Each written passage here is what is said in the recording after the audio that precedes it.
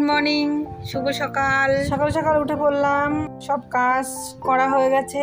এবার রান্নাঘরে যাব, রান্না করব। হ্যাঁ, রান্নাঘরে চলে এসেছি। প্রথমে মশলা করব, শুকনো লঙ্কা, জিরে, রসুন দিয়ে মশলাটা রেডি করে নেব।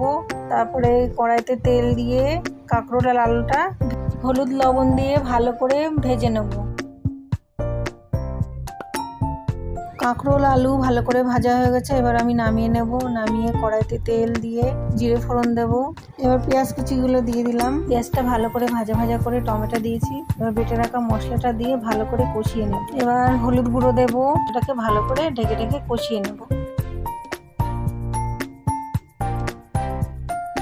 এবার ঢাকনাটা তুলে নিলাম, মশলা থেকে তেল ছেড়ে দিয়েছে। এবার কাঁকরোল আলু যেটা ভেজে রেখেছিলাম সেটা মশলার মধ্যে দিয়ে দিলাম। এটাকে ভালো করে মশলার সাথে মিশিয়ে নেব। এবার জল দেব।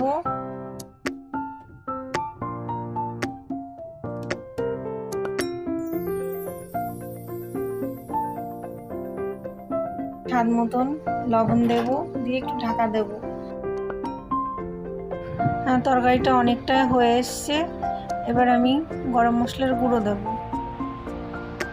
এই যে ভাত হচ্ছে, দিয়ে একটু ঢাকা চাপা দিয়ে নামিয়ে দেবো। এই যে আমার তরকারি রেডি হয়ে গেছে। খুব সুন্দর হয় খেতে তরকারিটা, আপনারা বানিয়ে খেয়ে দেখবেন। আর আমরা সবাই খেতে চলে এসেছি।